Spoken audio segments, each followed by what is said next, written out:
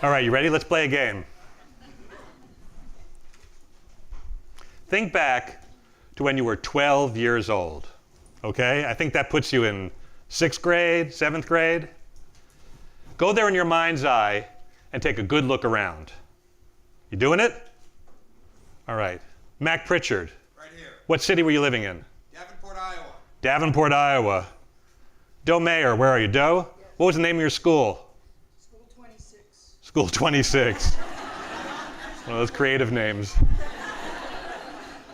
Ann Cristiano, are you there? Ann, do you remember any of your teachers' names? Mr. Furta. Mr. Mr. Furta. Mr. Furta. Did you have one teacher, one homeroom teacher, that's it?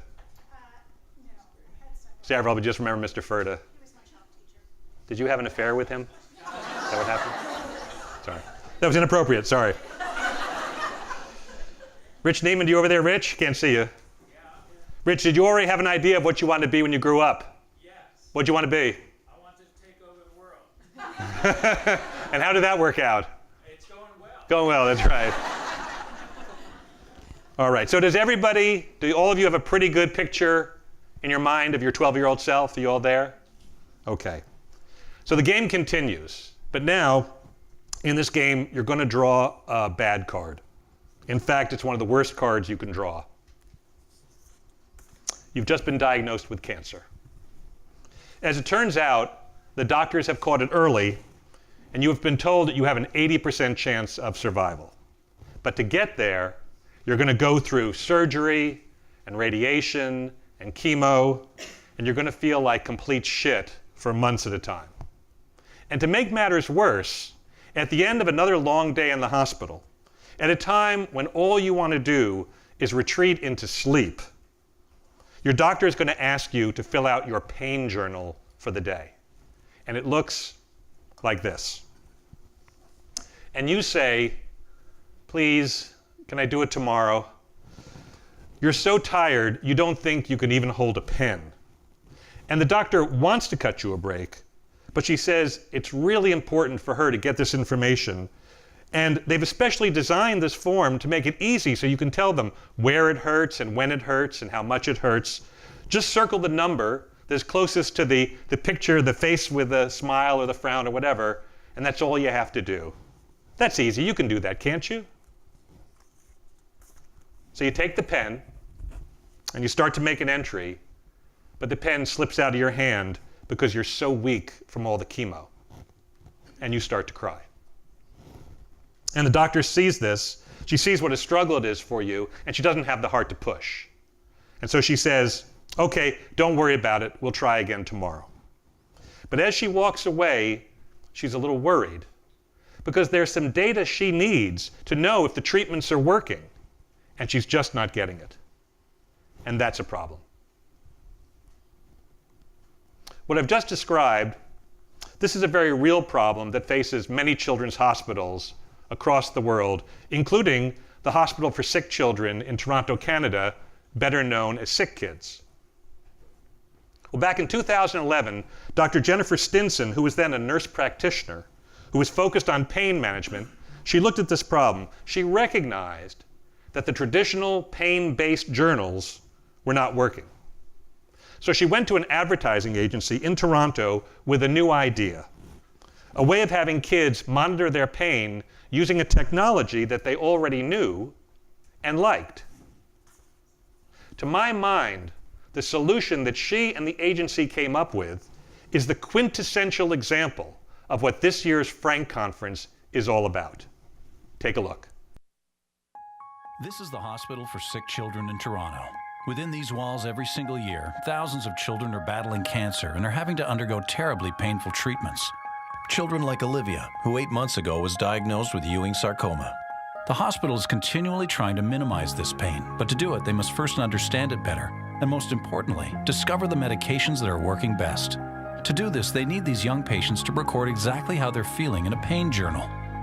The challenge is that after multiple chemotherapy and radiation treatments, many kids are too tired or discouraged to even hold a pen, much less keep a detailed journal. And the sad reality is that if this data is not collected daily, it's useless. We needed to find a creative solution to collect data every single day, and with the Pain Squad mobile app, that's just what we did. To begin, our patients were enlisted as recruits in Pain Squad, a special police force dedicated to hunting down pain. We gave each recruit an Apple iPhone loaded with the Pain Squad mobile app. Then twice a day, an alert from headquarters told patients it was time to complete their pain reporting mission. Because the reports worked with iPhone's user-friendly touchscreen, kids could easily fill them out. With a simple flick of the finger, they could identify exactly where and how much it hurt, as well as which medications were working best. But making it easy was, well, the easy part. We knew to be truly successful, we needed to find a way to encourage our young target daily. So we called in some police reinforcements. Hey, rookie. Welcome to Pain Squad. It's really great you're here. We need all the help we can get to help put pain in its place. We brought together the casts of Canada's top police dramas, Flashpoint and Rookie Blue, and filmed a series of inspiring videos, then deployed them throughout the app. To encourage the kids to fill in their reports, we built in a graduation structure. When a recruit completed 3 reports in a row, they received a message from HQ informing them that they were moving up the ranks. You are now officially a full-fledged detective in Pain Squad. Well done. At this rate, you might even be the next chief. They just don't make them like you anymore. You truly are one of Pain Squad's best and brightest. Keep it up. Back inside the precinct, recruits could check to see when to fill out their reports and how many badges they had earned. And once their last report was filed, they were sent one final message informing them that they were being retired from the field. But this case isn't closed yet. Your squad is still fighting. We couldn't have done it without you. So way to go. The Pain Squad app is now set to roll out into 4 other Canadian hospitals. And due to its success, it will soon be made available everywhere. The app is an excellent tool. That's her control over the pain because she's able to document it herself, but she's using an app. She just glides right through it, and it makes her feel that she's a part of this. It's fantastic that you all were able to come up with this. It really helps. Just got the word from Chief. Turns out you've been doing so great, he feels like you're ready to move up. You're well on your way to putting pain in its place. Don't stop now. You're almost there. Congratulations. Cool. Sergeant.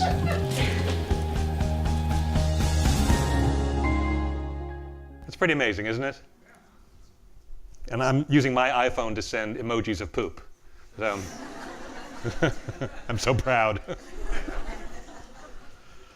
The brilliance of this solution has been recognized by scholarly articles in the Harvard Business Review. It's been covered in Fast Company, numerous medical journals, and the app itself has won all sorts of awards. But its success, the real difference that it's making, I think, comes down to 2 numbers, what we call compliance rates. Oops. There it is. Compliance rates are, in plain English, are patients doing what doctors need them to do. With paper-based journals, compliance rates were 11%. With the Sick Kids app, it increased to 81%. Sick Kids took a serious problem, literally a life and death problem, and used the power of play to solve it. Which brings us back to Gainesville and to Frank 2018. We've got a lot of serious problems facing us right now. You don't need me to tell you that. We're going to need all the creativity and innovation we can muster. Our work is cut out for us. So I have 2 words for you for the rest of this conference. Let's play. Thank you very much.